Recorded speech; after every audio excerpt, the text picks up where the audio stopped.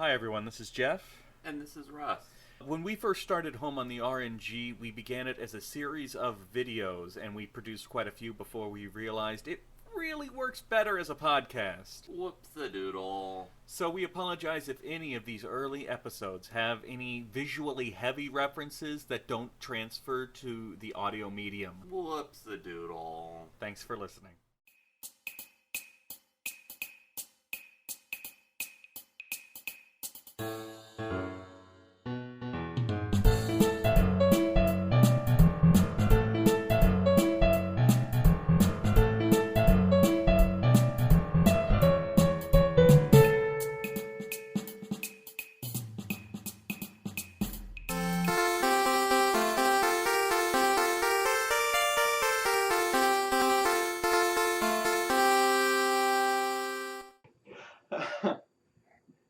Hey everybody! Hi. Welcome back to Home on the RNG. Gosh, we're so glad you came back.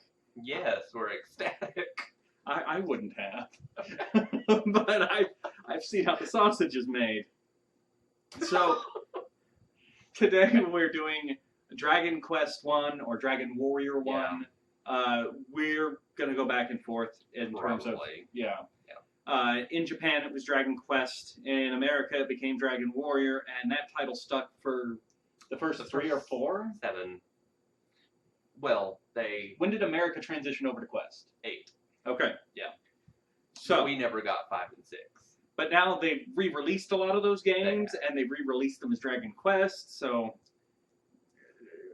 Wasn't it a licensing issue or like a trademark? There issue was or some kind of trademark issue, but so we're gonna go back and forth, Dragon Warrior, Dragon Quest. Regardless, we're going with number 1 because he likes to play everything in order.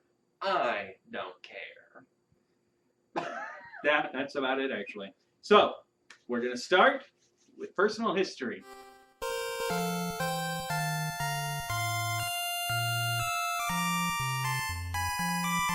Okay, so my personal history with Dragon Warrior / Quest, as you can probably see by what I'm holding, is that I still have the original box of the game that came out sometime in the 1980s. I probably got it around the early 90s.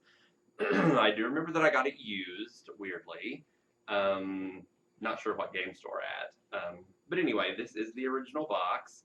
So it has kind of the Western style box art, which I thought was always kind of interesting. Japanese games, I guess they didn't think would sell well in the United States or anywhere outside Japan if they used like the anime sort of characters. So it has this weird kind of Western style box art. It still has everything in here. So I still have, there's the cartridge. And then here is this is the strategy guide, I believe. This is a complete strategy guide to the game. So it tells you exactly what to do at every moment. And then it comes with this thing for anybody who's like probably 25 plus, 30 plus.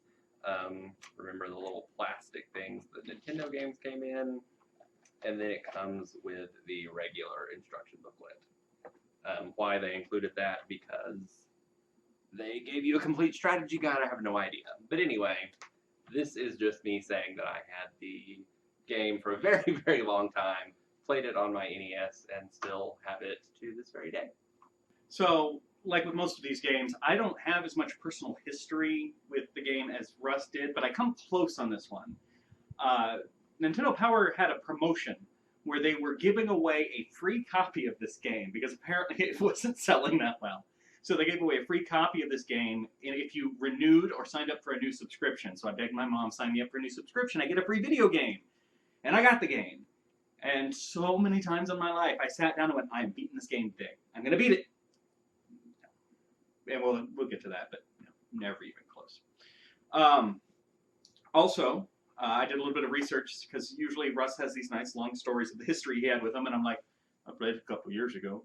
So, the game came out in 1986 in Japan. It was developed by Enix before they became Square and Enix. It came to the US in '89. That's when the name changed, as we addressed. It is, if not the first, one of the first serious JRPGs in the West, because Final Fantasy I came out after Dragon Quest II. So a lot of what we're going to say in this review has to do with the fact that it is really old and very limited in its technology. So, yeah, got it from Nintendo Power. Never beat it until this review.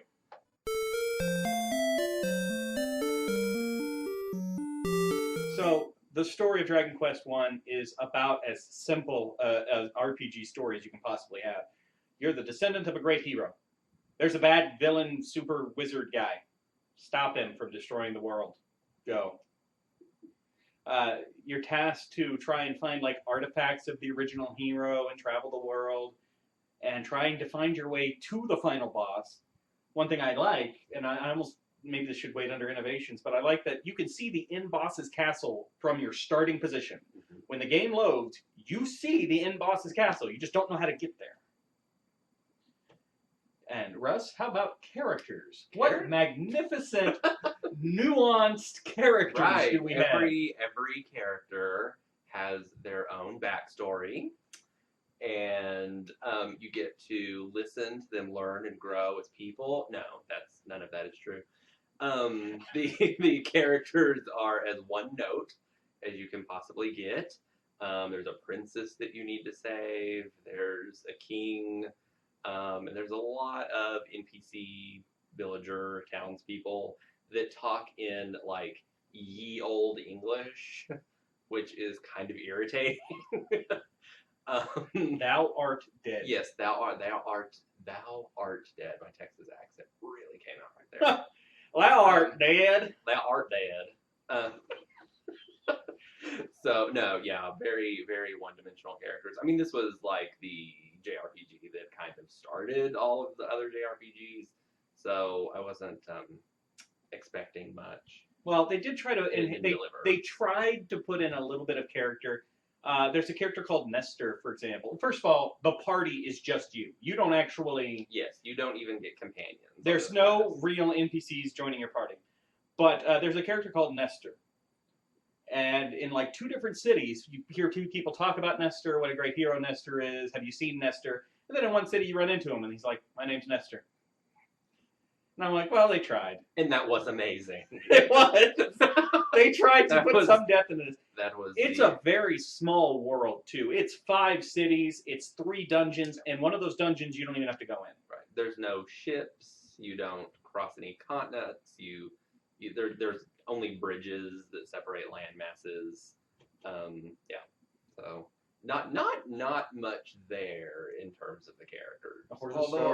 Although I will say that the princess that you have to rescue is kind of a jerk because she makes you carry her all the way back to the castle. Yeah, we'll get to that in a minute. Yeah. We'll get to that in innovations. It's special.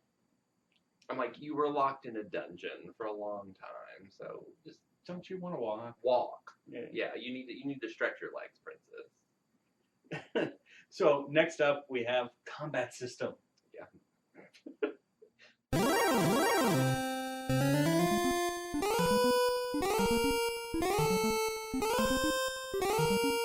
Which is the most innovative combat system. Well, really in some respects it was, since it was the first. True. That's the thing. Practically anything about this game is innovative. Yeah. Because there was nothing before it. Right. For the time, it was kind of the template for a lot of other... So the standard combat layout is first-person perspective. Your name and stats are displayed at the bottom. You don't see you. You just see the monster. And there's only ever one monster. Yes. It actually took me a little while to notice that. Only ever one monster that you encounter at a time. Yeah, you never fight groups of them. And then up at the top, you've got your menu. Fight, run, magic, pass out, whatever. And they stick with that exact same layout, except multiple monsters, until, is it 8 when you can finally see them? When you see your party? No, you don't. Do you never see your party? You only, if I remember correctly, you only see your party in 8, like, during the victory stuff. You still don't see them as they attack. So, unlike the Final Fantasy series, Dragon Quest decided to stick with this. This worked. We're sticking with it. Mm-hmm. This is our combat system. It works. I mean, there's nothing really to complain about. It's very straightforward. It's simple. It is simple. What I liked about the combat, because you only have one character, so your one warrior character has all of your magic. But a thing that I liked about the magic is especially the spell Stop Spell is really useful. Most RPGs today, those sort of buffing or debuffing or status ailment spells are pretty useless because you're just trying to get the battle out of the way as quickly as possible. But like Stop Spell, for example, can really save your life in some of the battles against monsters that can use magic, because they can pretty much decimate you. But if you use Stop Spell, then they can't do anything, and you use it to wipe them out. So I liked that the spells were more useful. That's true.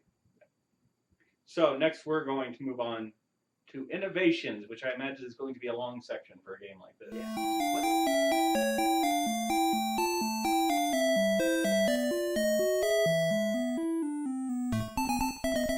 Oh, well, the game is innovative, like you said, just in the sense that it kind of set up what JRPGs would become. There were definitely some misses, though. For example, you can only save the game by talking to the king at the starting castle of the game. If you are anywhere else in the world and you're like, oh, I need to stop playing, I need to turn this off, because remember, we're talking NES. I need to turn this off because Mom says I need to take out the garbage. First, I got to go all the way back to the first castle in the game, through all these little fights with all these little monsters who don't run away. Actually, they do start to run away as you get more powerful. Some of the lesser monsters, they'll show up and then just be like, oh god, and they'll leave. But it's still an irritating intrusion as you're just trying to walk around. Dungeons, you can only see like the square you're on. You can't actually see in dungeons unless you have a torch, which lights like 1 or 2 squares in all directions, or the light spell, which does a little bit more. Which I thought was extremely irritating. It really makes the dungeons unnecessarily confusing. Yeah, you can only see a couple of steps ahead, and they're labyrinthian because it's a JRPG dungeon. Right. One thing that they did do good, though, was the auto-equipping of whenever you buy equipment. So you go into a town, and you're like, okay, I'm going to buy the best sword. And they say, okay, there's your sword. It's already equipped, and we'll buy back your club. Here's 5 gold for your club. So it makes buying and selling your equipment a lot easier. It's actually very streamlined for the time. Let's just go ahead and address this. The elephant in the room. Are you ready? I am ready. The grind. Yeah. The grind! You hate grinding. Oh my you hate god! Grinding in any RPG. I dislike grinding, but I've never in my life encountered a grind like this. Oh my god! Monsters change strength based on crossing bridges. Every time you cross a bridge, the map of monsters changes, and now you're fighting more powerful monsters. So you spend a couple hours fighting monsters in your area, then you cross the bridge, and you're instantly killed. Yes.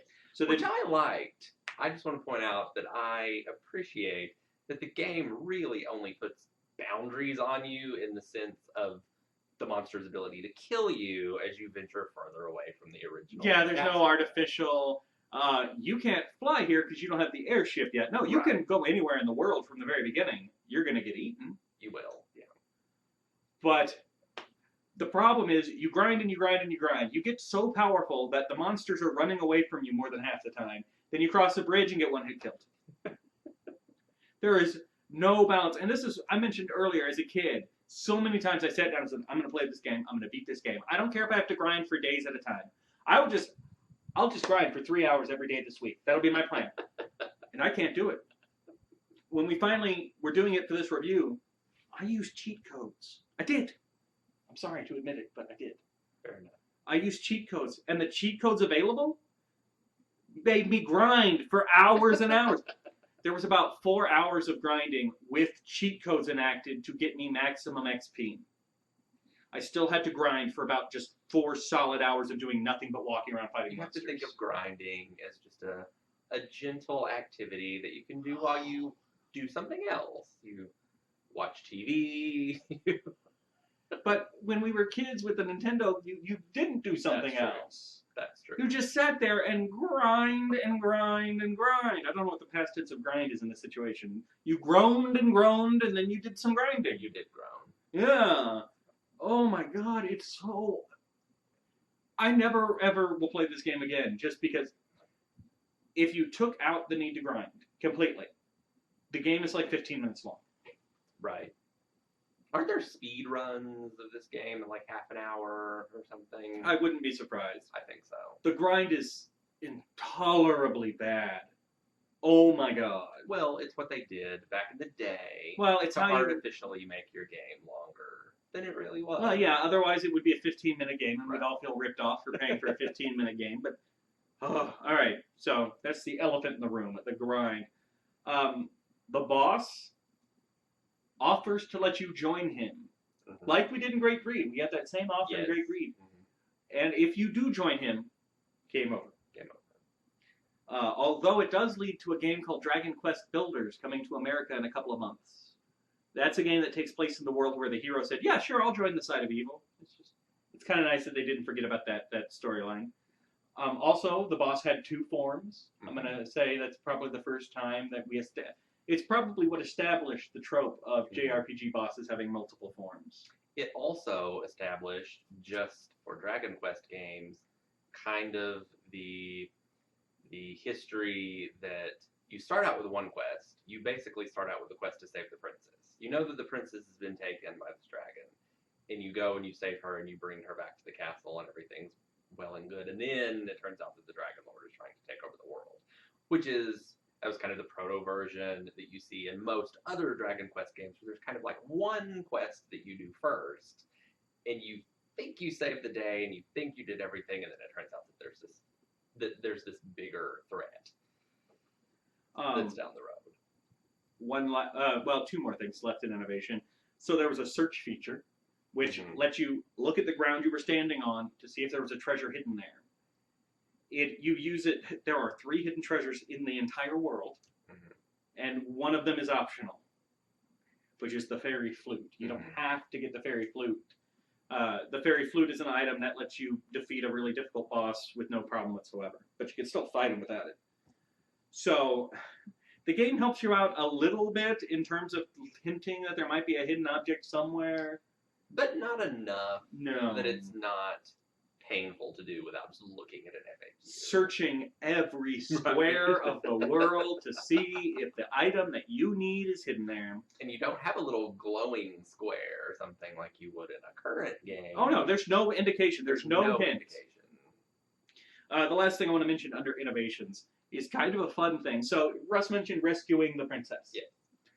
So they actually change the hero sprite when you rescue the princess. Because as Russ mentioned earlier, bitch wants you to carry her. She's been sitting, she's been cooped up, locked in a dungeon for God knows how long.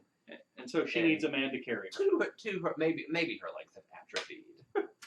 I mean, that's the only thing that I can think. So they changed the hero sprite while you're carrying a princess, which I thought was kind of innovative for the time.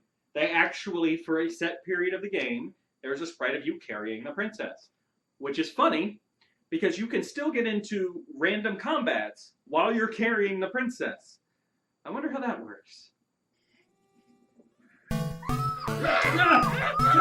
about you? Attack! Attack! Ha-ha! I think I leveled up.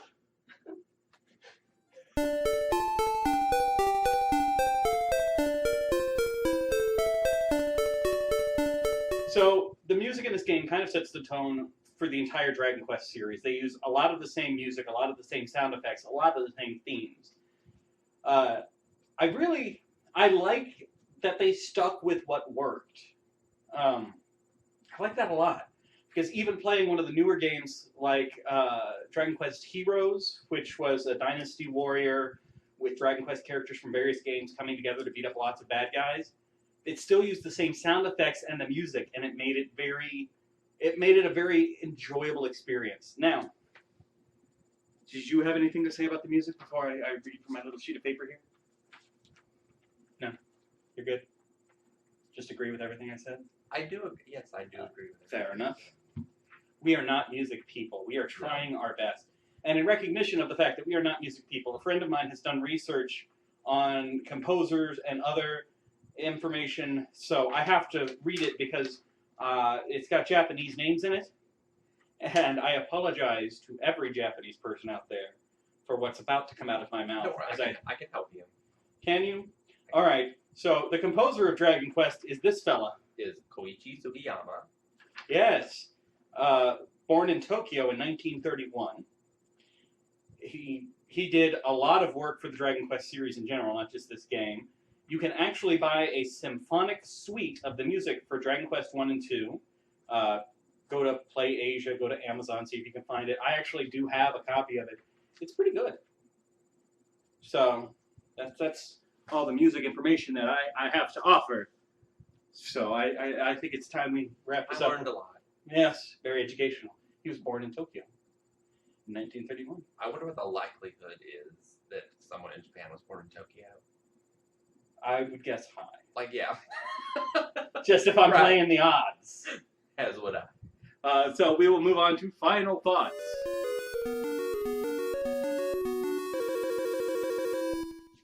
So again, like we had in Great Greed, and I can't remember if Lufia had this problem or not, there's not a way to know if the items that you're getting are weaker or more powerful than what you already have until you equip them. Lufia did not have that. Lufia Okay. actually tells you.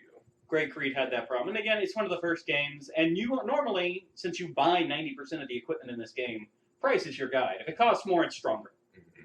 Right, definitely.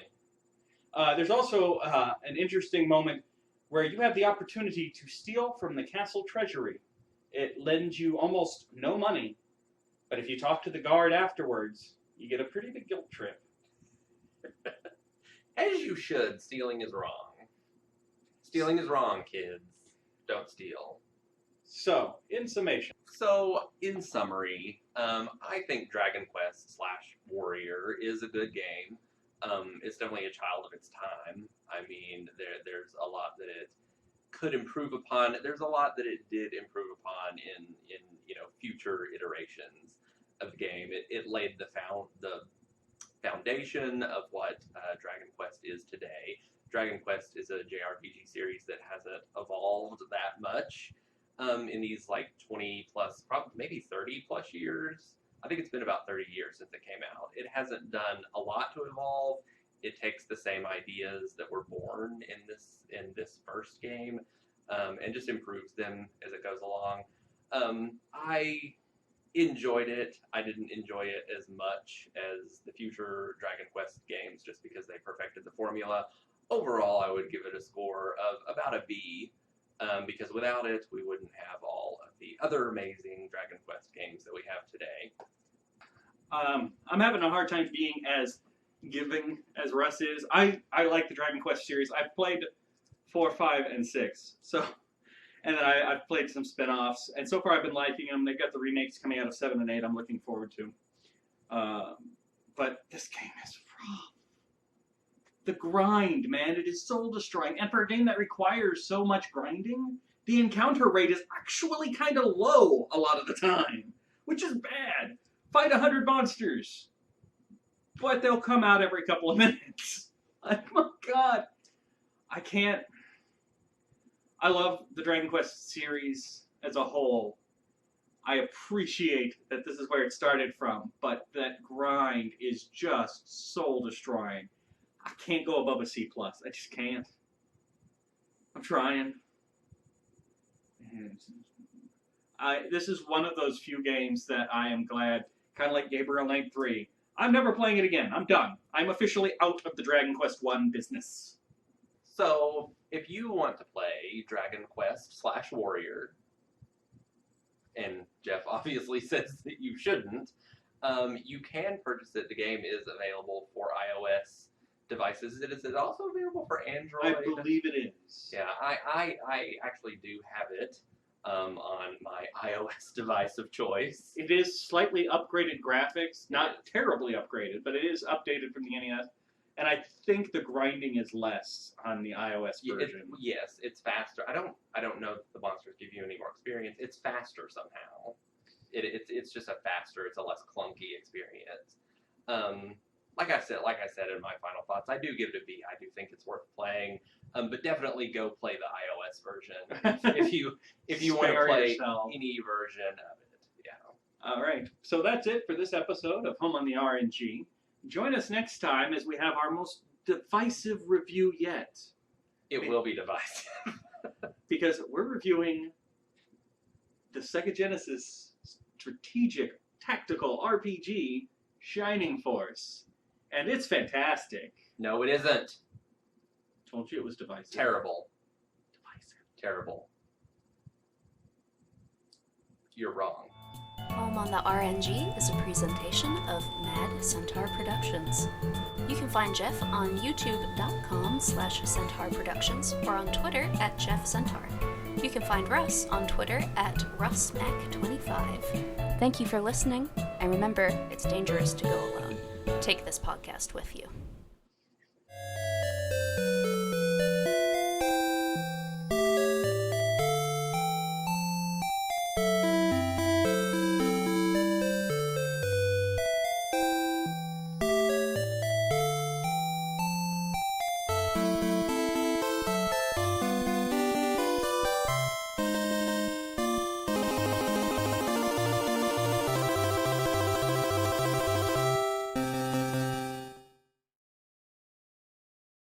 Again, I'm not... Oh, excellent. You're contagious. My name is Sally O'Malley, and I like to kick, and I like to stretch and kick. The hell is going on? Saturday Night Live, Marley Shannon. I can't help you. Get a copy of these games. Get it, Russ. He's discovering a couch for the first time. Ooh, 1,000 years. And this is the first time that I've ever sat on a couch. 1018. You gotta have that 18. Otherwise, she's not legal. We gotta know that she's not 1,007 because that would be perverse.